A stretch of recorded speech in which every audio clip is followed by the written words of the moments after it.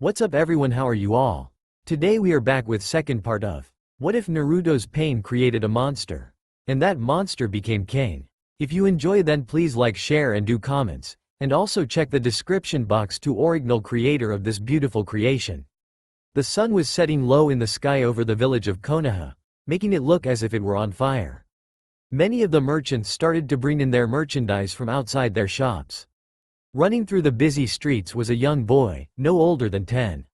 The boy had tan, sun-kissed skin and hair that appeared to be woven from gold itself, as well as blue eyes that rivaled the brightest sapphires. To any female that met him he was seen as an angelic beauty, as if carved out of stone. He wore a cream-colored shirt with a red spiral on the front and brown cargo pants, both fluttering slightly as he ran. This boy was one Naruto Uzumaki Namikaze, although the last part was unknown to him and many in the village. While he was young he was quite well known to the village, being a pariah to the men but extremely beloved by the women. I'm late, I'm so late," he panted out running. He pushed his little legs as fast as they would go, desperate to try and make it on time to the Hyuga compound. Despite Naruto being an orphan since his birth, he was welcomed with open arms by every clan in Konoha. While he was unsure why the clan heads insisted it was due to his mild-mannered and caring nature, definitely not his near otherworldly handsomeness. Okay, that feels weird typing since he's 10 and at the moment. Currently he was attempting to reach the Hyuga compound on time to have dinner with the head family. Spotting an alleyway he smirked, turning and darting down it.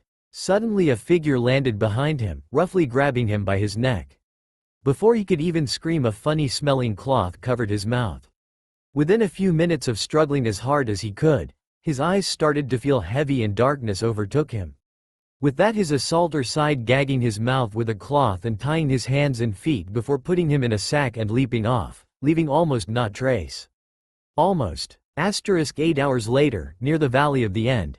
Arriving at the rendezvous point, the Kunoichi spotted her employer by the edge overlooking the turbulent waters.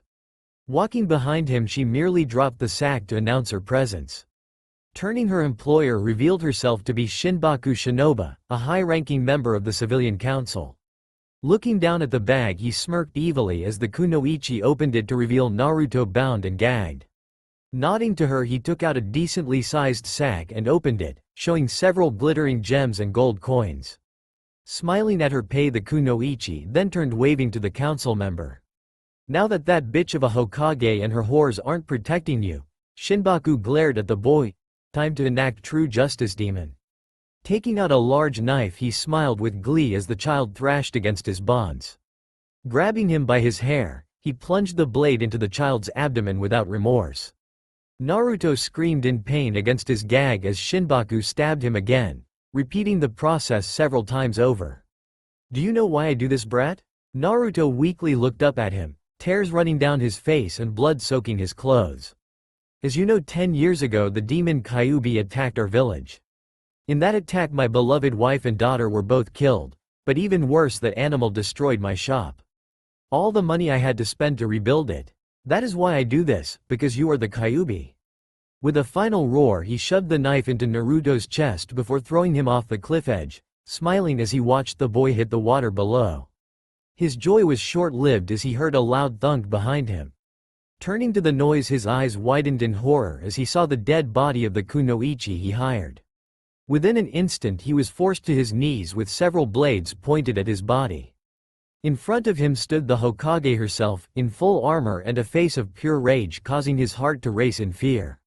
"I will ask you this only once," Hiriko Sarutobi spoke in a tone that promised violence if answered wrong. "Where is Naruto?" Shinbaku only smirked. "Well, after stabbing that demon a few times I got bored and sent him for a little swim." His smirk was short-lived as instantly the air around him seemed suffocating, Hiriko's face becoming even more enraged than before. Pulling her hand back, she then punched him hard enough to send teeth flying. "Take this scum to tea and I tell them no mercy." Her commanding voice sent chills down the Kunoichi's spines as they followed orders, lest they incur the wrath of the Kami no Kunoichi. Shinbaku started to scream and thrash in fear, stating how they could not do this to him as he was dragged away. "Inu, I want you and your dogs scouring every inch of the coast, am I understood?" "Yes, ma'am."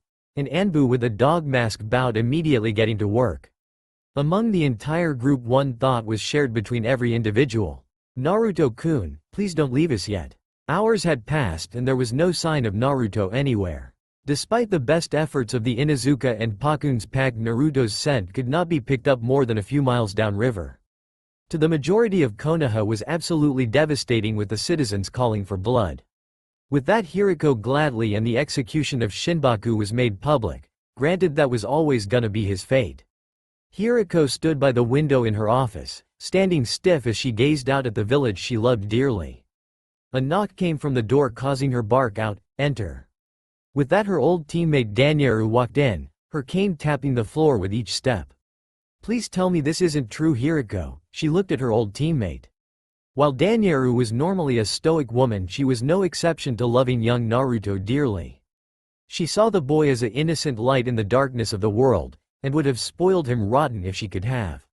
It pained Hiriko to see her friend in such a state, and merely looked down in sadness to answer the question.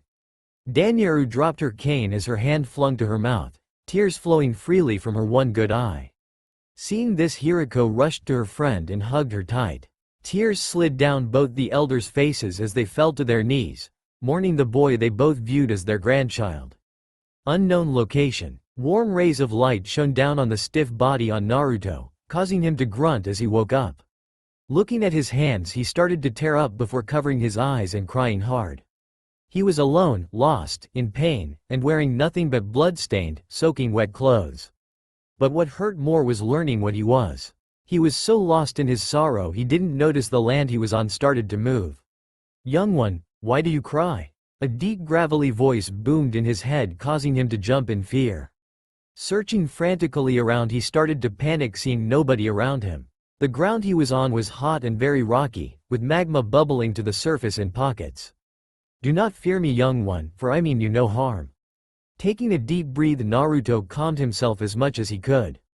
"Who are you? Where are you? Where am I?" he called out, desperate for answers with fear in all his words. "Calm, young one, and brace yourself." Naruto raised an eyebrow and was about to ask what the voice meant when he found wind rushing past him at great speeds. Buckling slightly, he fell to all fours to keep himself up. When the rushing wind stopped, he hesitated a second before slowly glancing up. He then gasped in both fear and amazement, coming face to face with an absolutely massive creature's face. Naruto understood then, this was not just an ordinary volcano. This was a living, breathing monster.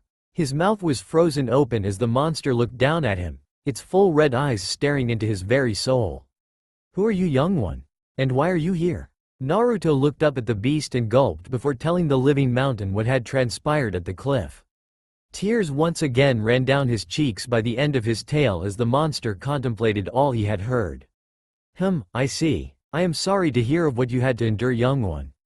I am Zora Magdaros, an elder dragon on a journey to the new world. A small council of myself and other elders is to take place. We shall figure out what we shall do with you there." Naruto looked up at the beast, shaking in slight fear. He then turned his back to the monster and gasped at the sight before him. There stood a singular, massive tree with its roots stretching for hundreds of miles. Zora smiled softly at his starstruck face and continued his slow trek. "Rest, youngling. Your body has still not fully healed and you need to be well rested." Nodding his head nervously, he did as Zora told him, laying down on the warm rocky skin of the Goliath. Closing his eyes, he found himself quickly falling asleep, the movements of Zora calming him, slightly aiding in his sleep. Elder recess, hours later. Waking once again, Naruto stared amazed at a cave filled with crystals glowing with an almost otherworldly power. A deep growl caused his heart to start beating rapidly in fear as he slowly turned to its source. Freezing in place, he shuddered as not one but four beings stood behind him on Zora Magdaros, with three more on the ground looking at him. Naruto could not stop himself from shaking in fear at the feeling of pure power radiating off each being.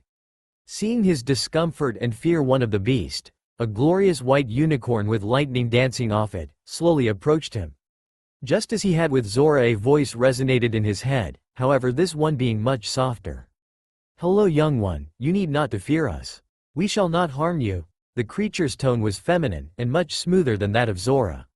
It gave Naruto the feeling of talking to a nun or monk. He would even dare to go so far as say a mother. Allow me to introduce myself and my companions. I am Kirin. You already have met Zora Magdaros, and the ones behind me are Kashala Diora. A silver dragon raised and bowed its head to the youngling.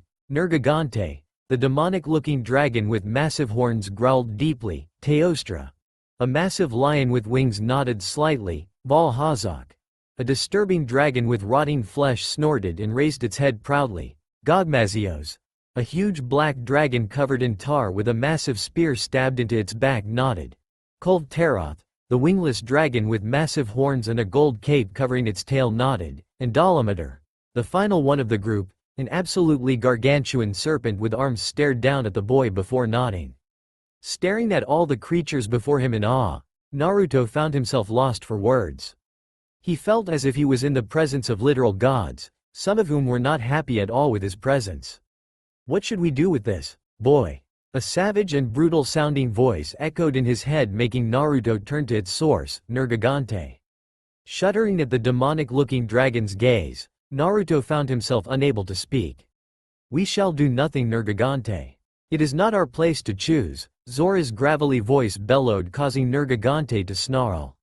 His kind hunted us like animals, slaughtered us and countless other species like livestock. We found our own land for a reason. The scars and memories from the past caused the elders all to glance down as painful memories bubbled to the surface. Naruto looked down before raising himself and walking over to the spike-covered dragon. Nergigante let out a low growl as the boy approached, lowering his head meet him at eye level. Keeping his head down, Naruto did one thing that shocked each elder to their very core. He wrapped his small arms around the extinction dragon's snout, hugging him. Nergigante himself was stunned more than the others, as he has never known a gentile human touch. He was unable to move, unable to think as he sensed the pure intentions of the boy. They remained frozen like this until a gentle chuckle entered their minds. Well, now, this certainly is interesting, the voice spoke in a regal tone, one that still echoed power. Letting go of Nergigante, the young boy looked around for its source when a shining blue light caught his and the elder's attention. From the sapphire light a new dragon appeared, holding itself much like royalty would. I am surprised, Zora, for you of all being to break the rules is rather amusing. And to see such a pure soul at that. The dragon flapped its wings, rising itself to the other dragons, all of whom bowed to it. Lowering its head to the boy's gaze, they stared into each other's eyes, sapphires meeting amber. After a few moments the blue dragon raised its head and smiled to the young child. I am Xenojiva, young one, an elder dragon goddess. She paused, giggling softly at the boy's starstruck face. Naruto couldn't believe it. He was in the presence of beings that can wipe out everything if they so wished, and here was a literal goddess before him. Lowering her head to meet the boy's gaze, Zeno once again spoke. I sense within you not only great power, but a pure heart. No fear, not hate, a righteous sense of honor and justice. A being whom is finally worthy of a gift I have wished to bestow on humanity for some time now. The other elder dragons looked shocked at her words, with Nergigante immediately voicing his thoughts. Lady Zeno, are you certain that this child is worthy of it? That this human is even deserving of it? Zeno turned her head to the black dragon, causing him to shake slightly at her gaze. While he still despised humans with a passion, he too had to agree the boy's soul was a pure one. And the way he approached him with no fear and pure intentions made him think about the boy differently. The sapphire goddess merely nodded to him before turning her attention back to the boy. Indeed I am, but only if he is willing to accept it. Lowering her head, gazing into the boy's eyes again. Are you willing, boy? Naruto tried wrapping his mind around what was being told to him. He was worth of a power from a goddess, but what if he started to crave more of it? Hiriko had always told him power can be addicting, and that addiction could drive a person down a dark, evil path. Balling his hands into fist at the thought of the power corrupting him, he started to shake slightly. The elders saw this and understood his fear, but felt as if they could do nothing.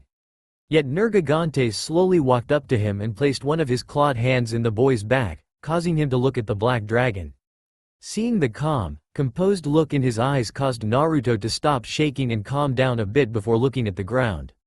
Thinking for a few short moments, he turned to smile at Zeno. Well, when do we get started? His voice was dripping with excitement, causing the elders to smile at his words. Xenojiva then gently placed 2 claws on him, one on his forehead and the other on his chest. A small burning sensation entered Naruto's body as a bright sapphire light started glowing. Xenojiva spoke only a single word to answer. Now, the wind swept through a dry canyon trail close to the border on Mizu no Kuni, causing some dust and dirt to be kicked up. A single hooded figure walked down the path humming a soft tune to themselves. Even with their face obstructed by the hood, it was clear the figure was a male due to the broad shoulders. Nothing could be seen of his attire other than a large black trenchcoat covered his entire body. He continued to hum softly as he crossed an old bridge, careful to avoid any holes in it. A loud noise behind him caused a sly smirk to appear as he stepped off the bridge, causing him to turn towards its source. On the other side was a group of 4 women, all panting slightly. Seeing their prey caused large predatory smiles to cross their lips. The apparent leader, a woman dressed in, clearly stolen, and Bugir and slashed out Suna forehead protector, stepped forward to address the man on the other side of the bridge. "Oi, now why did you go and run there? All we said was that you'd have to pay to go any further." Her group sneered and snickered at that, knowing they were just going to kill the man after he paid them. He stared at the group before speaking out in a voice that surprised the women. "I am sorry, but I sadly do not have any money. I am merely a traveler and a type of zoologist, if you will." His voice caused the group to shiver slightly as it was rather androgynous, making some wonder if they were dealing with an actual man. The leader narrowed her eyes and her smirk became more predatory. "Okay then." She started to cross the bridge, causing her group to follow. "Maybe we can just ransom you off. If not, then we have a new target for training." The group's approach did not intimidate the man as they thought it would have. Rather, he started to chuckle before laughing out. "Hey, what's so funny?" Akunoichi growled out at the man, laughing at them as if he was untouchable. He stopped his laughter, turning into soft chuckles. "What's funny is how easy it can be to trap you missing nin." His words caused the group to raise an eyebrow before one of them noticed a small line of smoke from beneath the bridge. When she looked over, her eyes widened in surprise and she gasped, causing the others to look over as well, resulting in similar reactions. None of them realized when they stepped on the bridge it sank a bit, as they just assumed it was from age. Turns out that wasn't the case, as they saw on both ends what appeared to be giant explosive scales? Shit. And with that said, the bridge ends exploded, causing the structure to start plummeting to the ground. The Rouge Nins attempted to jump out, pushing as much chakra as they could manage into their legs. The leader of the group even used one of her subordinates as a push-off point to gain a few extra feet. Smirking as she started reaching the canyon edge, she started to plot how to torture the man for embarrassing her this way, her 2 remaining companions sharing her thought process. However, a powerful bellowing from above chased those thoughts out of their heads. Turning to look up, the last thing the creatures saw was the immense shadow of a creature stabbing its claws through 2 of them and wrapping its jaws around the leader. Landing not too far away from the man, it dropped the woman in its mouth before rearing its head back, letting out an extremely loud roar of triumph. With a smile, the man made his way over to the body of the deceased leader as the creature lowered its head to his level, patting the huge beast's snout gently. "Thank you, my friend. Now let me find the scroll I need and the rest is all yours." The creature bellowed softly and seemed to nod in understanding. He kneeled in front of the woman's body and proceeded to check any pouches on her person as the monster started devouring the other 2 carcasses. Finding what he was after, he gave a whistle to the behemoth and stepped away so he wouldn't be eaten by accident. He watched in a bit of morbid fascination as the beast swallowed the woman's corpse whole. It then let out a howling bellow before taking to the sky once more as blue smoke covered it before it disappeared. "I will never understand basil juice," he smirked, shaking his head lightly. Well, that was something. A voice caused him to jump and turn to its source before gulping lightly. Behind him, sitting on a rock, was Akunoichi, smirking at him. "So what was that thing?" "I'm only asking so the Mizukage can know in my report." He stepped back, confused at her words. He had met the Mizukage before, claiming a different bounty for her, but why was one of her troops spying on him? "Now I suggest you come quietly with me. For whatever reason she wants your ass back alive." Her smirk only widened as she drew her 2 blades, both sparking with lightning, and Ringo Amayuri always catches her prey. Clenching his teeth, he started thinking of a way he could get out of this without a fight. A strong gust of wind rushed between the two, causing his hood to fly back, showing Ringo the face of one Naruto Uzumaki, back from the grave after 7 years. His once adorable round face was now chiseled and lacking any baby fat, with his whisker marks being darker, a bit more pronounced. His sun-kissed hair had become a large spiky mane with 2 small braids framing the sides of his face, think the Admiral's hairstyle. And his sapphire eyes pierced Ringo's soul with an almost ethereal glow. Under his coat he wore a black sleeveless muscle shirt, with his shoulders and chest having dark red armor with a scale pattern covering them, with black and tan camo pants with multiple pockets tucked into steel-toed boots that had armor covering his shins and knees. A blush crept onto Ringo's face before she shook her head lightly. Well damn, I can see why she wants you back. Now be a good boy and hey. Her sudden shout was due to him taking off at high speeds, especially for a male. Naruto ran as fast as he could manage, using years of living in the wilderness to his advantage as he navigated the rocky terrain. Looking back, he saw Ringo was chasing after him and was not too far behind. Silently cursing, he tried reaching the border, knowing where it was from studying maps of the area. He was about to make a leap when a bola wrapped itself around his legs, causing him to stumble and fall forward, with Ringo now looming over him, panting softly. Smiling down at her quarry, she bent down to tie his hands, giggling excitedly at the thought of whatever reward the Mizukage would give her. It could be anything: money, powerful jutsu, or maybe even a night with the stud below her now. Wrapping her hands around his wrist, she smirked at his scowl, showing his sharp teeth. Look dude, you're clearly beat, so just take it easy and let me out. Once again she was cut short by Naruto, only this time it was from him slamming his forehead into her upper lip, causing it to bleed profusely and making her stumble back a bit. Her lips curled back in pure rage at him, as he dared to attack her. You bastard, I was going to leave you unharmed, but now I'm gonna have to beat some manners into you. She charged him as he had finished freeing himself of the bola around his legs and managed to jump out of the way of her charge. She snarled and turned, pulling out her kiba blades to cut him up a bit and teach him respect. As she was about to charge again, she stopped when she heard him speak with no fear in his voice whatsoever. I don't know what the Mizukage wants with me, and I don't want to fight you. He then got into a fighting stance with his fist held in front of him and stood on the balls of his feet. But I will defend myself. Ringo growled softly before laughing out. This weakling was gonna fight her? He may be lucky enough to take down some Rouge Nin, but she was a well-trained killing machine. Her laughter continued until she looked him in the eye, the words immediately dying in her throat. She's seen the look he was giving her many times before, and each time nearly costing her everything. She smirked widely, while not expecting much from the man. She knew he would at least put up a decent challenge. Show me a good fight now. She charged at high speed only for him to charge and meet her halfway, her swords narrowly missing him as he ducked under her. Swinging his arm up, Naruto attempted to strike a quick blow only for her to dodge and try to sweep his legs out. Jumping to avoid this, Naruto pulled out his large hunting knife, parrying one of her swords that would have struck him in the arm. Swinging his knife at her only to have it parried, he was forced to twist to the side to avoid a stab at his abdomen. Ringo snarled at him, swinging her other sword at him only for it to again be blocked by his knife. Ringo had to admit she was slightly impressed. This man was able to keep up with her a bit. Her thoughts were cut short when Naruto slammed a fist into her gut hard, sending her back a bit.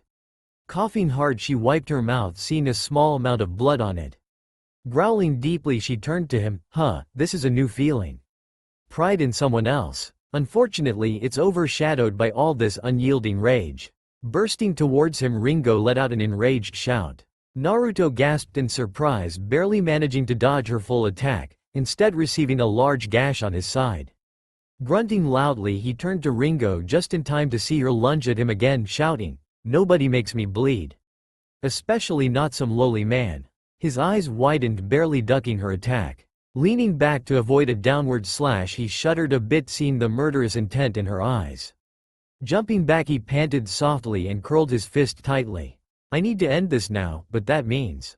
No, I have to get out of this. Consequences be damned. Naruto closed his eyes, focusing on his curled fist. Smirking insanely, Ringo charged, thinking he had let his guard down. Her smirk quickly faded, seeing his left forearm be enveloped by the same sapphire smoke as the creature she had seen. She couldn't stop herself as she flew towards him despite her battle instincts screaming at her to get away. Instead she swung her swords, both crackling with electricity in an attempt to shock him, only for Naruto to duck and swing his fist up, slamming it into her chin hard.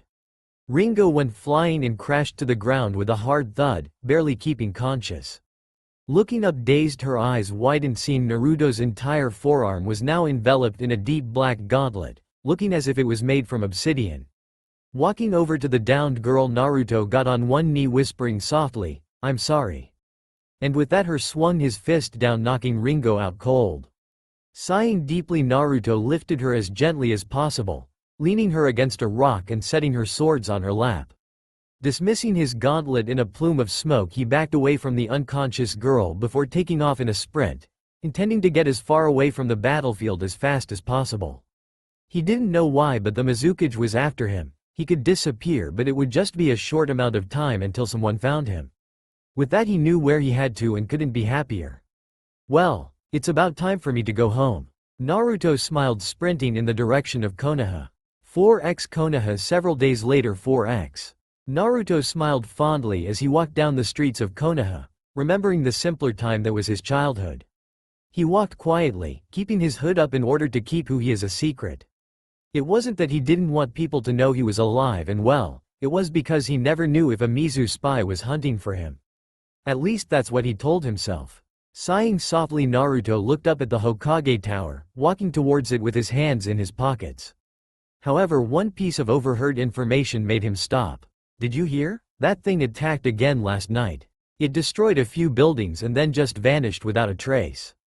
8 people had to go to the hospital." A villager told his friend, both sitting on a bench drinking tea. Naruto's eyes narrowed as he pondered this information, debating if the villager was just exaggerating to entertain his friend. After all, monsters haven't existed in this part of the world for centuries. Or so he thought, as a loud roar of anger was heard, followed by screaming of numerous people. With a gasp and wide eyes, Naruto sprinted to the sound of the roar, hoping he was wrong about which monster made it. Arriving to the location, he stared in shock at what was before him. A Barith, alive and clearly angry, was rampaging through the market district. It roared, swinging its massive head, attempting to smash any people or buildings in its way. Meanwhile, Naruto's mind was racing. What? But why is a Barith here? No monsters should exist on this continent. A shout snapped him out of his thoughts, turning to see a woman trying to get out of the grip of her husband. "Sue, run baby, please." Turning his head, his eyes widened, seeing the Barith charging towards a little girl, frozen in fear with tears streaming down her face. As the beast reared up to smash its head onto the small child, she curled up with her arms raised above her head in a vain attempt to protect herself. With a bellowing roar, the monster swung its head down, not hearing the mother's desperate scream to try and stop it. Thoom. The mother stared at the large dust cloud where her daughter once stood, crying hysterically with her husband holding her tight, tears flowing freely down his cheeks. As the dust started to clear, both their eyes widened in shock at the sight before them. Standing over their daughter, as if a guardian angel sent from Kami herself, was Naruto, holding the Barith's massive skull back with a shield, looking as if it was made from bright red scales and black spikes. With a small roar, Naruto then gave a hard push, sending the monster back and dazing it. Turning to the small crying child, giving her a small friendly smile. "Hello little one, are you hurt?" Staring up at the man, Sue shook her head, tears still flowing freely. Naruto smiled at this and put his hand on top of her head, calming the small girl a bit. "Good, now I need you to run to your mama and papa, okay? Then I need all of you to get out of here quickly, okay?" Nodding, Sue quickly stood up, running to her mother's waiting arms, embracing each other tight before running from the market. Turning back to Barith, the beast no longer being dazed and roaring angrily at him, Naruto's gaze hardened as the sapphire smoke appeared again, forming into a large blazing red sword, covered in the same scales and spikes as his shield. Raising the sword to eye level, he gave a feral smirk to the monster, ready for the beast. "Bring it." Hiriko sighed, leaning back into her chair, glaring at the mountain of paperwork on her desk. She swore no matter how much she managed to finish, it always remained a mountain, taunting her. Growling softly while her eye twitched, she reached for her pipe, stuffing it with her favorite cherry-flavored tobacco and lighting it with an E-rank fire jutsu. Sighing in content as she savored the flavor, she leaned back, relaxing in her chair. Her small smile dropped as she reached over and took a hold of a framed picture. Hiriko looked down sadly as she stared at the picture. It was of her smiling as she enjoyed a bowl of ramen with Naruto devouring a few bowls with gusto. A small sad smile graced her lips as she remembered the little ball of sunshine whom she loved like a grandson. Ever since the day of his death, she could feel that the village was different. It felt darker and colder, like most of the energy was sucked out of it. It was dull without him running around causing mischief, pulling pranks and shouting how he'd be the first male Hokage. Hiriko chuckled softly at the memories Naruto had given her as a tear slid its way down her cheek without her noticing. She remembered his funeral and the immense sorrow it brought to everyone. To many it seemed as if the land and sky even wept at the death of the young man, as storms ravaged Konoha for nearly a week after his passing. Hiriko could still remember the faces of the saddened yet enraged Uchiha, the heartbroken sobs of the Hyuga heiress, and the quiet tears shed by visitors from Outworld whom he befriended. Even the leader of Outworld, Shah Kahn, shed silent tears as her lover and daughters cried. They had arrived mere hours after his murder and were just as devastated when they had heard of the crime. While Sindel tried her best to comfort her daughters and their best friends, bodyguards, Shah nearly let loose her rage on all the males in the village. While Hiriko was indeed tempted, she calmed the tyrant down by simply stating how it wouldn't be Naruto's will. That day marked the only time Shah Kahn had ever publicly mourned and cried. Setting the photo down, she sighed heavily before returning to the mountain that she swore doubled in size. Growling, she grabbed the first piece of paper to get it over with. Skimming over it, she realized it was a report of the damages made by an unknown creature last night. Humming softly to herself, she read a description of it, frowning at its sheer absurdity. From now on, I need to make sure that the kunoichi don't interview drunks when making any reports. Sighing, Hiriko filed that away and continued on with the rest of her work, praying that she will finish it before her impending doom. Keeping a good pace, Hiriko started making a dent in the mountain, purging sheet after sheet from it. She smiled, somewhat enjoying the quiet as she worked. Lady Hokage, one for her personal Anbu, Neko, burst into the room, startling the elderly woman. Clutching her chest and breathing raggedly, she looked to Neko, waiting for her to continue.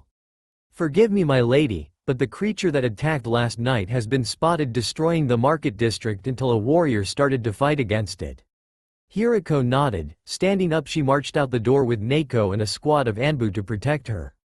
Turning to the purple-haired woman, Hiriko spoke in a tone of absolute authority. I want any and all civilians treated immediately and search and rescue teams to scan through the rubble. And who is the kunoichi that is fighting this beast?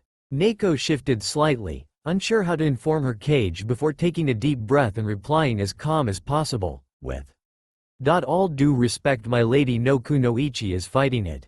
From several eyewitnesses it appears a man is not only fighting, but winning as well. This caused the elderly woman to turn to her subordinate with wide eyes. She didn't believe what Neko had told her, but a nod from the woman made Hiriko think. Sure, there have been some males throughout history who made legendary bounty hunters and mercenaries, such as the notorious Jango Fett before his mysterious disappearance. But for a man to take on the creature that has been described intrigued her. Hardening her gaze, she nodded to her subordinate as they exited the building when another Anbu appeared next to her. Lady Third, the creature is now running towards Training Ground 6, with the unknown warrior leading it there. Nodding, Hiriko took to the rooftops with her Anbu following closely behind, unaware of what would be uncovered when they reached the training grounds. With Naruto, earlier, the Barith roared in fury, charging the hooded blonde at top speed, fully intending to crush him where he stood. He smirked at the charging brute and readied his shield, blocking the beast attack as it sent him skidding back slightly. Grunting and rolling his shoulder a bit, Naruto placed his sword in front before charging the beast. Onlookers were stunned by the boy's speed, as it easily rivaled that of a Junin before swinging the blade and cutting the monster under its chin. The Barith threw its head back, bellowing in pain, before slamming its bony skull down where Naruto once stood.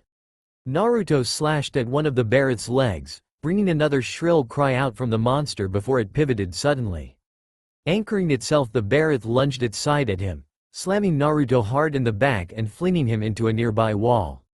Naruto grunted lightly as his body made contact with the wall before landing on the floor with a thud. Standing and shaking his head lightly, he rolled to the side to avoid another head smash from the large brute. Planting one of his feet firmly in the ground, Naruto thrust his blade forward, stabbing the beast in its neck, causing a small spray of blood to splash over Naruto's clothes. The beast bellowed in pain, swinging its tail around and smashing into Naruto's side. Thankfully, the boy had seen the attack coming and brought his shield up in time to block the strong attack. Pulling the red blade out, he slashed the beast once more, causing it to stagger back slightly, before it hit him again with another hip check. Grunting as he landed on his back, Naruto looked up only for the massive beast to stomp down on him hard. Coughing up blood, Naruto glared at the Barith before stabbing it in its calf, bringing another bellow of pain as the beast stepped off him. Wiping some blood away, he stared down the angered monster before charging again, only to leap high into the air. The Barith looked up before stomping one foot down and swinging its heavy club at the hunter, only for it to be parried by his shield. Naruto then thrust his sword down, cutting deep into the monster's tail. Falling back, blue smoke started to cover his full body, obscuring him from the raging monster. A strong gust of wind blew, dispersing the smoke, showing Naruto was now covered in strange armor. He resembled a medieval knight with a crowned helmet, ashen gray plate armor with glowing orange accents, and deep purple scales covering his chest and draping down from his waist, covered by two belts crossing over one another. Zora Alpha armor. Cracking his neck, Naruto planted a foot behind him before sliding his red blade into his shield. Fire burned from the shield and blade as it seemed to charge mass amounts of power. The Barith growled deeply before charging angrily with a roar. Smirking under his helm, Naruto swung his blade, causing the shield to rotate down, forming an oversized axe head before he slammed the weapon down, causing pillars of fire to burst from the ground, knocking the charging beast over. Jumping back from the scorched earth, Naruto looked over the bleeding monster, causing his smirk to slowly drop. He had been too lost in thought or too busy thinking of ways to defeat the beast to notice, but he could see each of the creature's ribs along with several angry red sores littered its body. Lowering his weapons, he finally understood why the Barith had attacked in the first place. The poor creature was starving and there must not have found any mud puddles to protect its skin from the harsh sun. Looking down as the beast raised itself to its feet, Naruto then shocked the onlookers even more by dropping his sword and shield, causing them to disperse in a plume of sapphire smoke. The Barith stared him down, shaking slightly as the armored blonde lowered himself and slowly started to approach the monster. Roaring defensively, the Barith stepped back as the hunter calmly continued to walk forward, holding his right hand out. The Barith's breathing increased slightly until Naruto placed his hand on its large snout. A pulse of sapphire energy covered the monster, causing the beast to relax and its wounds to begin to heal. Naruto then began to walk backwards as the Barith followed him slowly, causing the civilian's eyes to widen considerably. Turning to face the closest to him, an elderly man whom carried a cane, Naruto spoke to him. "Which way to the closest training grounds?" His voice was deeper and somewhat muffled, but still came off in a proud, regal tone. The old man could only shakingly point to his left, watching as the armored warrior nodded and began to lead the massive creature away. As Naruto slowly led the monster to the training grounds, civilians and Kunoichi both stared in awe as this random man not only calmed this rampaging beast, but walked it as if he had raised it from birth. Many tired to follow them, only to be stopped by Kunoichi as they knew it could possibly go wrong fast and someone could end up hurt or dead. Upon entering the training grounds, Naruto walked the tired monster to a heavily shaded area, letting it lay down in the shade. Petting its snout gently, Naruto then walked close to the lake, noting how the ground had a large dirt patch. Sapphire smoke once again appeared in front of him as he reached into it, pulling out a massive silver hammer with black accents as well as several large vents at the back. Reinhardt's classic hammer, but modeled after Valstrax. Humming softly, Naruto waded into the lake until the water came up to his waist. Clutching his hammer with both hands, he pulled it back as red and black flames started spraying from the vents. His armor began to give off a faint glow as the flames increased in size, becoming 3 roaring infernos. Giving a deep guttural roar, he began swinging his hammer, making large waves before raising it high above his head before slamming it down, roaring out loudly, "Hammer down!" At that cry, a huge wave was sent forward, flooding the training grounds and making it appear as a large muddy swamp. Noticing the change in terrain, the Barith rose weakly before stomping out into the mud fields. Looking to Naruto, the monster snorted loudly before flopping down into the muddy earth. Bellowing happily, the animal began to twist and turn, churning the earth as mud clung to its skin. Laying on its stomach, the Barith seemed to sigh in content after it was fully coated. Naruto began to walk over to the content brute wyvern before lunging back as several kunai and shuriken planted themselves into the ground he once stood. Turning, he readied his hammer before his eyes widened under his helm. At the entrance to the training grounds stood Hiriko with her squad of Anbu, all with weapons drawn. Hiriko glared at the man and the monster as it growled and stood over the man, ready to fight. "I do not know who you are, strange warrior," the old Hokage began, "but I will thank you for stopping further destruction. Now, lay your weapon down and remove your helmet or my Anbu will attack." The Barith growled angrily and took a stomp towards the group, causing them to ready their weapons. However, Naruto placed his hand on the monster's leg, calming it as he walked calmly towards the group. His hammer quickly vanished in a plume of smoke as he stopped a short distance away from the group.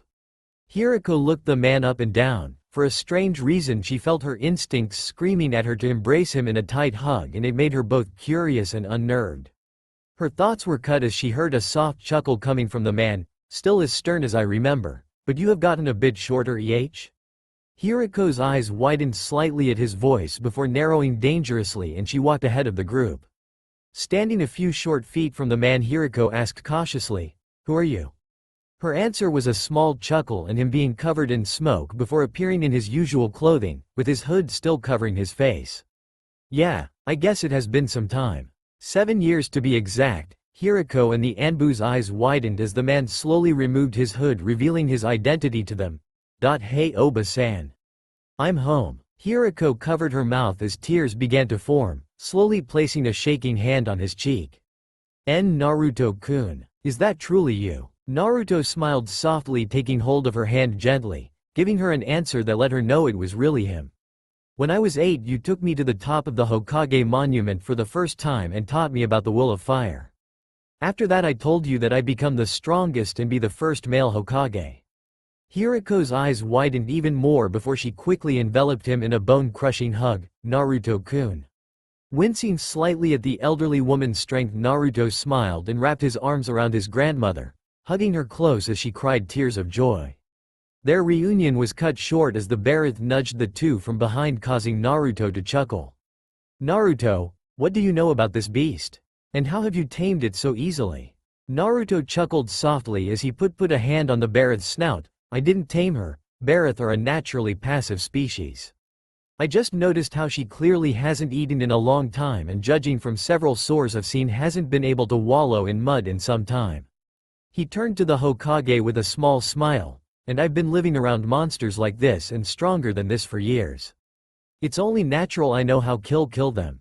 Hiriko snapped her head to face him with wide eyes and was about to ask him something, but one of her Anbu cut her.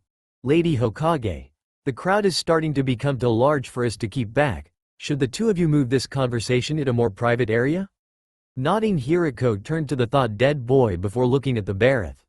"What do you think we should do with this creature?" The elderly Hokage didn't want any harm to come to the animal, as she understood now why it rampaged through the market, but they couldn't just let it roam around. "Just give me a minute."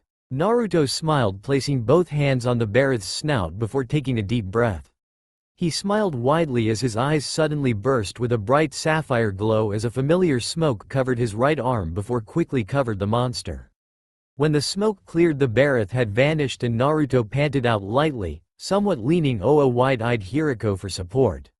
"Now then," Naruto gave them a foxy grin standing at full height, "shall we go?"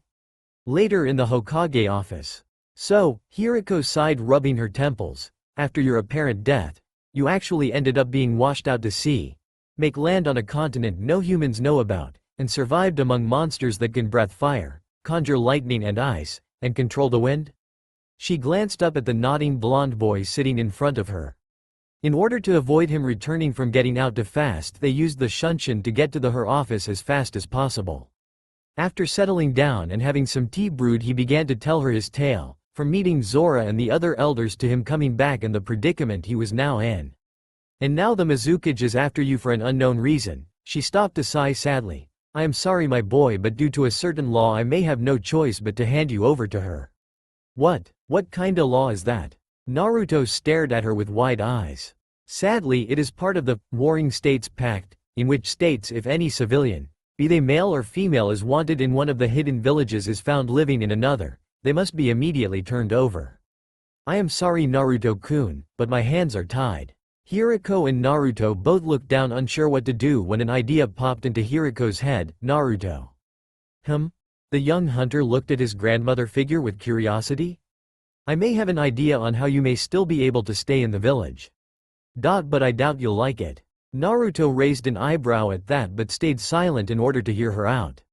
Seeing he was ready, Hiriko sighed again before leaning forward. In order to prevent you being taken, you would have to become a kunoichi and swear your loyalty to this village. Naruto stared at the elder Kage with wide eyes. While he did indeed want to stay in the village, he was uncertain on if he should become a soldier for it. Staring at the floor in deep thought, he rubbed the wrappings covering his right hand. Staring at them briefly before sighing and standing up, removing his coat showing a heavily scarred left arm, while his right was completely covered in wraps. If I am to become one of the village's nin, then it will be under two conditions. Hiriko tilted her head and made a gesture for him to continue. 1. I want to be called a hunter rather than a kunoichi for obvious reasons. And 2. He paused, removing his chest armor and taking a deep breath. Don't tell anyone about this. Hiriko raised an eyebrow as she watched the young man take his shirt off, showing more scars than she had ever seen on anyone. She looked at him confused as he stared to undo his wrappings, letting them fall to the floor. Hiriko gasped with wide eyes as she looked at his arm, as instead of flesh and bone it appeared to be made purely from crystal. Walking over to him, she placed a hand on his shoulder as the other traced down to ensure it wasn't a genjutsu. Looking at him with concern, her met her eyes before looking down. The scar I'm not proud of. I don't like people knowing about it because of how they look at me after they find out. Nodding in understanding, Hiriko went to sit down again while Naruto reapplied his wraps and put his clothes back on. It was then Hiriko decided it was time he knew. Naruto-kun, she did not meet his eyes. Tell me. Do you know anything of your parents? At that he shook his head in confusion before she continued. That is because it is an S-rank secret, something they asked for you not to know until you were old enough. And I believe you are ready for the truth now.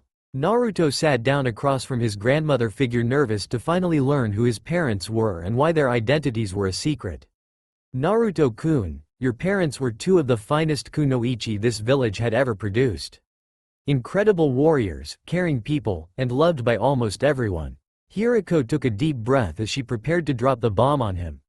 Your parents were none other than Kushina Uzumaki. And Minako Namikaze. Naruto's eyes went wide as he stared at the elderly Kage in disbelief. His parents were two of the strongest kunoichi the world had ever seen, and they died just so that he could live. Placing his hands on his head, he breathed deeply to try and keep calm before he asked something he needed to know. Did they? He was silenced by Hiriko putting her hand on his shoulder with a loving smile on her face. Naruto-kun, they loved you more than anything and wanted to have you. They didn't die, they sacrificed themselves so that you may live. Tears started to form in Naruto's eyes as he listened, smiling sadly, knowing that they did love him, despite him being born male. He wiped his eyes and stood up, walking over to the window, looking out at the village. He clenched his fist and smiled widely, turning to his grandmother figure. Well then, it's about time I start making them proud. When do I get my headband? Hiriko smiled and stood hugging the boy, smiling softly. So much like your mother's. But my boy, she placed her hand gently on his cheek. They're already proud of you.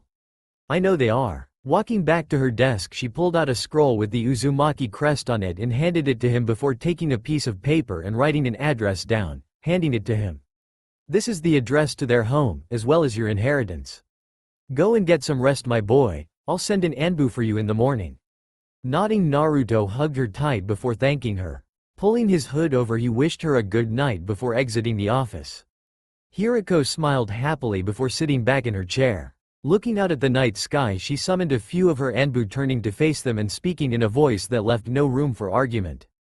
Bring me the clan heads and elders for an emergency council meeting. If they give you any trouble, tell them it is a direct order with no room for argument. Dismissed. As the Anbu nodded and left to retrieve the clan heads, Hiriko began to walk to the council meeting room, eager to see all the clan's reactions to the news. Naruto-kun, things are going to become very interesting from here on out. No offense, Hokage-sama, but please tell me just why the fuck you sent Anbu to pick us up for a meeting in the middle of the night. A very angry Sume Inuzuka roared. Her brown spiky hair was more messy than normal due to the previously mentioned Anbu waking her and the other clan heads up in the middle of the night. Her animal-like eyes twitched slightly in annoyance, partly from the lack of sleep but also from her not being able to change out of her sleeping clothes. Said clothes consisted of nothing more than a tight gray shirt and a black thong. I must agree with Sume-san here, Hokage-sama, Asahi Hyuga stated, trying to cover some of her more intimate areas through her see-through, white silk nightgown. I do indeed apologize for the inconvenience, however something rather important happened after our earlier meeting with the civilian council. She paused to let some suspense set in before a rather loud snore cut her off. Deadpanning, she turned to look at the source of said noise, the sleeping head of the Nara clan, Shikiko. This caused Hiriko's eye to twitch slightly as she had been rather excited to announce Naruto's return from the grave. However, she was also a bit nervous and hesitant to make such an announcement. This was due to certain members of the clan heads being what Hiriko would describe as overly affectionate to the young blonde. However, she decided it would be better for them to learn now rather than on their own. Sighing softly, she once again spoke, "Inoko, if you would be so kind." Inoko Yamanaka, a mature woman with platinum blonde hair held in a high ponytail and sky-blue eyes, wearing deep purple pajamas that hugged her body, smirked. Leaning over, she proceeded to pinch Shikiko's nose and waited for a short time before said Nara head shot up, gasping for air. Turning her head to her former teammate, whom was laughing quite loudly, with a glare before feeling the Hokage's eyes on her. Shikiko blushed sheepishly and before muttering a small apology to the aged Kage. Clearing her throat, Hiriko took a deep breath before smiling softly. "Now then, the reason I called you all here." She paused, clearing her throat again. A small tear of happiness rolled down her cheek. She barely managed to get her voice above a whisper. "He's alive." "Hiriko?" Danyaru looked at her friend with a bit of worry. Smiling, Hiriko held her head up high and spoke loudly this time, joy overflowing in her voice. "He's alive. Naruto Uzumaki is alive and has returned home." At her statement, the collective jaws of everyone in the room dropped to the ground. Initially they doubted her claim, or believed her to be under some sort of genjutsu, but those doubts were quickly thrown out the window by the absolute joy in Hiriko's voice and a smile on her face that only Naruto was able to cause. "He's alive." Sume jumped to her feet, a smile threatening to split her face in half. "Where has he been? Is he well?" an uncharacteristically energetic Asahi asked. "How handsome is He?" Inoko asked, some light drool hanging from the side of her mouth. Hiriko's sweat dropped heavily at Inoko's question, as did several others. "Maybe I shouldn't tell them about the Mizukage or the fact he kills monsters. No, it will be worse if they find out on their own." Hiriko held her hand up calmly, which caused the heads to stop and wait to listen to the elderly leader. Taking a deep breath, Hiriko braced herself. "Now then, as many of you know, we have been receiving more and more reports of strange creatures appearing and causing quite the high amount of damage. One such creature was seen rampaging in the market district today before an armored warrior fought it to a standstill, before pacifying the creature." She paused as many of the clan heads nodded in slight confusion, as they were unsure what this had to do with Naruto returning. Shikiko and Asahi, however, seemed like they were starting to connect the dots as Hiriko spoke one more. "You see, the warrior in question was none other than Naruto himself." The clan heads and elders stared at the Hokage with wide eyes and mouths hung open, expecting the last part to be some sort of joke. However, judging from the stern look on her face, they knew Hiriko was not pulling their legs. "You see," Hiriko started once more, "after Naruto was attacked, he managed to cling to life before being saved. Not by any human, but instead by another type of monster known as an elder dragon. Beings of immense power, often seen as walking natural disasters. Said monster then took him to a place no other human is allowed to set foot, and there he lived, trained, fought, and killed for the past 7 years." She took a short pause to let that info dump set in, as well as enjoy the shocked look on all the clan heads' faces. But now he has returned in trouble. May I ask what kind of trouble, Hokage-sama? The Aburame clan head asked. She wore a dark pair of shades hiding her eyes as well as her normal sleeping clothes, a tight black sports bra and a black G-string. Sighing softly, Hiriko continued. It appears that the Mizukage had sent someone to attack Naruto, for what reason we are unsure of. Her sentence was cut off by mass amounts of ki which chilled the room considerably, almost to the point Hiriko could see her breath. And who, may I ask, did this crime? The Akamichi clan head, a plump woman with wine-red hair and purple markings on her face, asked. Her traditional sleeping yukata swayed a bit erratically. Hiriko gulped slightly before glaring hard at the council. Said glare was one of strength and authority, telling the clans to calm down before she makes them calm down. Now I will be keeping the identity of said attacker a secret for now. But know that due to the Warring States Pact, I have no choice but to give Naruto to the Mizukage. The clan heads launched to their feet and started screams of protest until Hiriko held her hand up to silence them. That is, I thought I would, until young Naruto decided to join Konoha's military forces as a hunter. Lady Third, are you certain that is the best course of action? A concerned Asahi asked. Hiriko merely smiled at her, calmly nodding her head. Indeed I am. And I know you all are unsure of his abilities, I won't lie, I am as well. Which is why I have arranged for him to showcase them tomorrow morning at Training Ground 7. He has already agreed and I do hope to see you all there. Now then, Hiriko paused, letting out a loud yawn. This meeting is over. Go home and rest. I hope to see you all tomorrow at the training grounds. With that, the elderly Kage stood and left the room, not noticing the many looks of excitement of the clan heads' faces. XXXXXXXXXXXXXXXXX. The next morning, with Naruto. Naruto's eyes fluttered open at the sound of birds outside his window. Smiling softly, Naruto sat up, causing the blankets to slide down his shirtless form. Looking out the window, Naruto watched as two birds sang together on a branch outside the window. After he had taken a quick walk around his new home, he decided to go to bed early, claiming the master bedroom for his own. The room itself was large, with a futon that honestly felt way too big for just Naruto to sleep in. It also had a spacious personal bathroom and several empty dressers, reminding Naruto to go clothes shopping at some point in the near future. The library was utterly massive, causing Naruto's jaw to drop when he first saw it, as there were shelves among shelves of scrolls and books.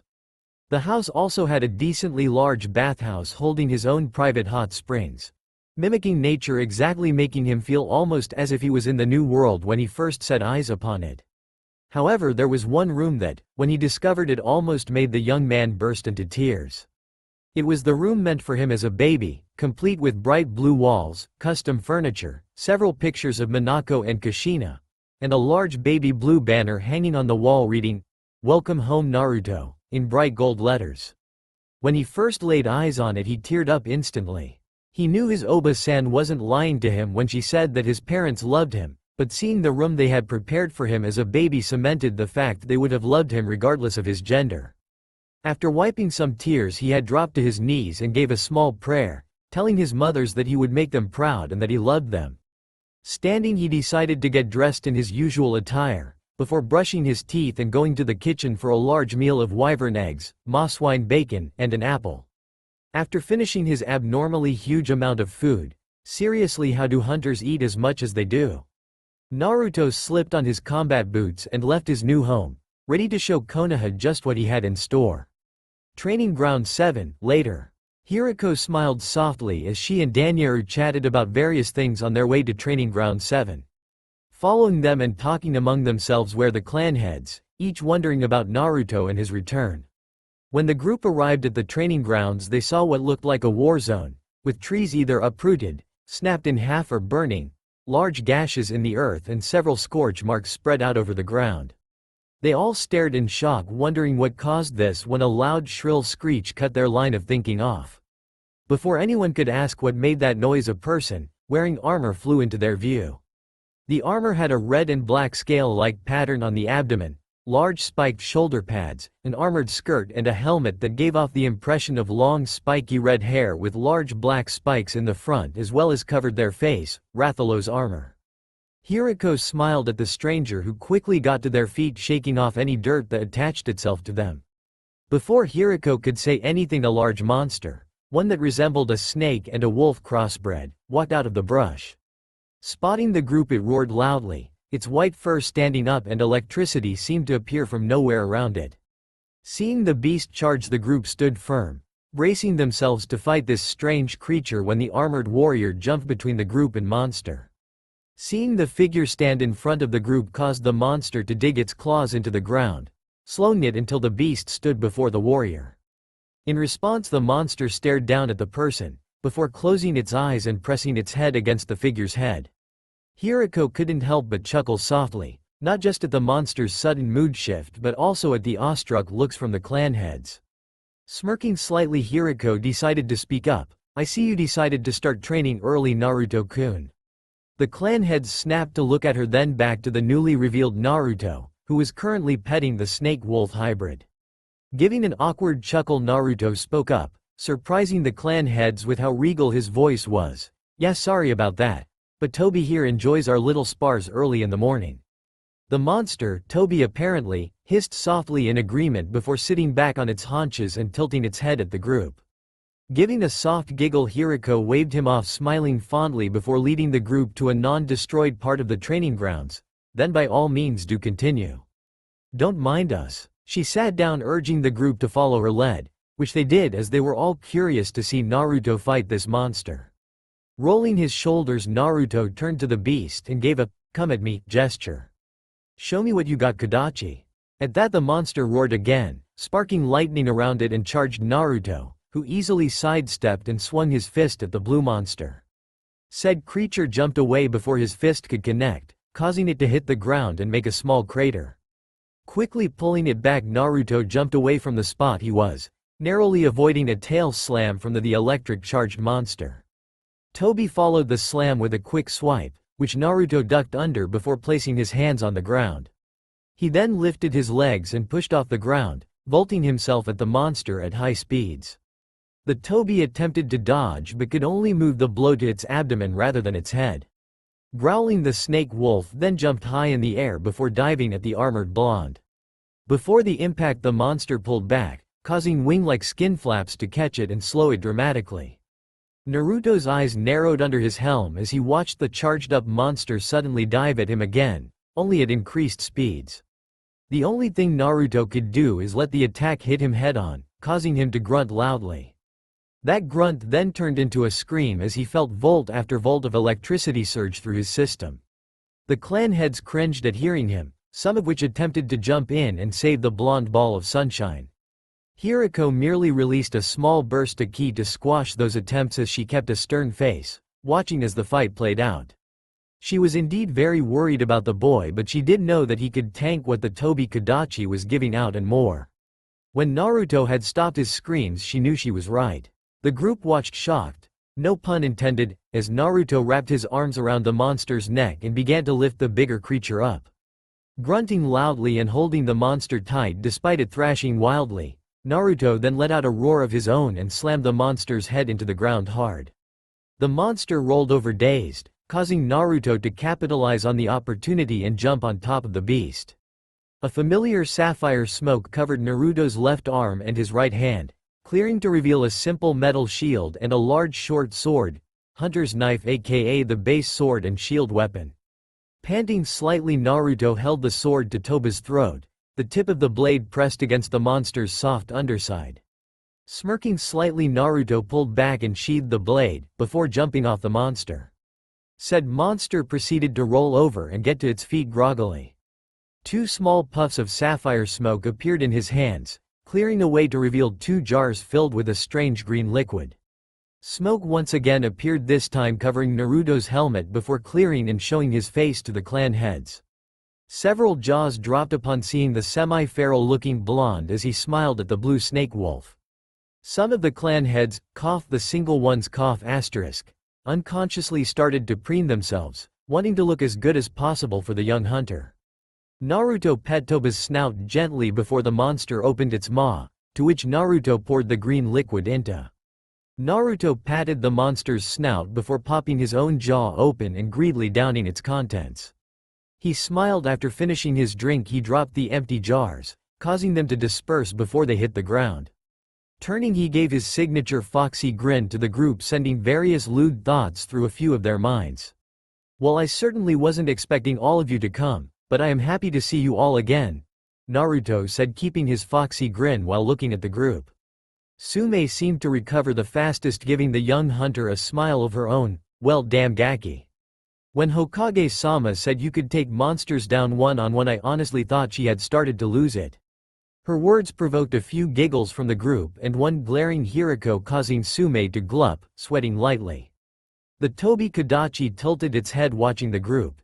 It was unsure what to make of them, as most monsters had a natural weariness towards humans. However, the group seemed to be friendly with Naruto, so for now Tobi would trust its friend. Naruto patted the larger creature's neck, gently sensing its nervousness. "Oba-chan, would you like to meet my friend here?" Naruto smiled towards his elder, causing her eyes to widen slightly before she calmly stood up and started walking towards the two. Seeing this caused Toba's pupils to become slits and it growled at the approaching woman, causing the group to be slightly on edge until Naruto placed a hand on the monster's snout. "It's okay, Kadachi, I trust all of them with my life." Hearing the young man say that caused many of the clan heads to smile fondly, remembering when he was just a young boy. Hiriko continued her approach as calmly as she could, when she started to reach her hand out shakingly towards the electric monster. Seeing her nervousness, Naruto smiled softly before gently taking her shaking hand and guiding it towards where his was placed on the monster's snout. This action caused a few jealous stares to be directed at the aged Kage, whom paid them no mind as she was focused on what was in front of her. Naruto smiled softly and placed Hiriko's hand over his before removing it and letting his grandmother and all but blood touch the snake wolf. Hiriko gasped lightly as her hand felt the warm scales of the monster before her, rubbing her hand gently along its snout. Smiling at the monster before her, she slowly removed her hand and turned to Naruto, who was stroking the monster's neck affectionately. "Naruto-kun, this Tobi Kadachi, would it happen to be the apex predator of its environment?" Naruto looked at her before chuckling softly and shaking his head. "Nah, Tobi here is probably more towards the middle of the food chain. There are monsters that far exceed him in power, be it raw physical strength or elemental abilities." Hiriko hummed softly at that revelation, already suspecting that there were tiers of monsters if what Naruto had told her of the elder dragons were true. But two things did need confirmation for her. "Naruto-kun, these elder dragons, are they the absolute strongest of all monsters?" Naruto paused and looked down before sighing softly. "Yes and no. While it is true that elder dragons do have near unimaginable power, there are some monsters that can rival and even kill them in a fight. They gain titles themselves: the Black God, the White God, Deviants, Ecosystem Devourer, Furious One, and Rage Made Flesh are a few. I've fought them during my travels in the New World, and let me say, those titles were earned. I nearly died in each battle against them." Those words and his grim tone sent a harsh shiver down the group's backs. Just thinking of monsters that could fight one-on-one with creatures labeled as walking natural disasters was terrifying. And I see. Well, that did clear up everything then. Now Naruto-kun." Hiriko paused, extending her hand out to Naruto. "Welcome to Konoha's forces as a Tokubetsu Jonin." Naruto's eyes went wide hearing what title he had received, as he was expecting to start as a genin, chunin at most. Though when he thought back, considering something like a Rajang could probably kill a battalion of Anbu with little to no problem, it did start making more sense to him. Side note: imagine a Jang v Breaky fight, turf war, and all the carnage it would bring. Smiling widely, he dispelled his armor and patted Toba's head gently before his eyes started to glow with power and the beast was covered in sapphire smoke, sending it back to its home. "Well," Naruto smiled at the group, placing his hands on his hips. "Now that my rank is figured out, I vote we go celebrate. Ramen on me. Who's in?" With that, small laughs broke out in the group. Of course the blonde knucklehead would go and celebrate with his favorite food. Minako glared out at the monster that had been wreaking havoc and destroying several training grounds. A team of herself, wife Kushina, clan heads and several Anbu had managed to corner the beast in one of the still intact training fields, but none of their jutsu seemed to cause little more than slight discomfort for their enemy. And to make matters worse, two of her Anbu, her daughters at that, had become pinned by the monster's bulk. The standoff was tense as the monster held the two beneath its massive foot, threatening to crush their bodies at any moment. Add to that its impressive antlers kept the others at bay, managing to rip boulders from the earth like pebbles. She swallowed dryly and grit her teeth. This thing was taking everything they had to throw and then some. She kept her eyes peeled, scanning for an opening, anything they could use to get the beast of her children. She had lost one, her only son, years ago, and she refused to have to go through the grief and angst that was forced upon her family that fateful day. It was only due to her eyes briefly glimpsing behind the monster she noticed a figure walking towards the group. She couldn't make out anything other than that the figure was tall, standing at roughly 6 feet 6 inches and covered by a long dark purple hooded cloak. She couldn't explain why, but there was an aura around the figure, giving off a feeling of immense strength and power which unnerved her. The others of the group seemed to take notice as well, some shivering from the dark aura that seemed to seep into their very bones. The monster's attention snapped to the new figure, causing it to let a bellow out as a warning to the approaching figure. The attempted intimidation failed spectacularly and, if anything, increased the figure's pace towards it. Without warning, a veil of sapphire smoke coated the figure as the screech of a panther rang out, causing the monster's smaller nose horn to flick upwards. In what felt like a blink of the eye, a black blur burst from the smoke, rocketing into the monster's fur-covered hide and knocking it over stunned. As quickly as the blur shot forward before it grabbed both of the girls and sprang towards the group, setting them both down gently. It was only then that the group got a look at the figure before them and noticed they had changed significantly. A long feathered tail ending in what looked like an impressive spike came from their rear, and their arms now had clawed hands and large bladed wings. However, two things especially drew the group's attention, one being that the figure was a male, judging from the build. The second being two piercing red lights serving as eyes as shadows covered the man's face from view. Before any words could be spoken, the group noticed the monster had now recovered and was getting back to its feet, ready to brawl. Sparing a quick glance at both Minako and Kushina before turning around, the figure then ran, jumping onto a large spiked boulder that had been ripped up earlier. Landing near soundlessly, the man then flung his coat to the side. Several pairs of eyes widened as the man was shown. He wore a tight black sleeveless armored zip-up shirt, as well as baggy red and black camouflage pants, foregoing shoes showing his feet were now clawed as well. His long blonde hair stuck out wildly in a spiked mane with two small braids coming down from behind his ears, which now stuck out to the side resembling black cat ears. Turning his head to the group caused Minako and her family's eyes widened and tears began to well. Two bright sapphire eyes shone back at them and 3 whisker marks on each of his cheeks. A fanged smile came from him before turning back towards the monster and letting out a roar resembling a panther. Minako and her family stared in disbelief as the man lunged towards the charging brute. Their son, brother, long thought murdered, was now charging head first into battle with the monster. That's all for now. If you enjoy, then please like, share and do comments.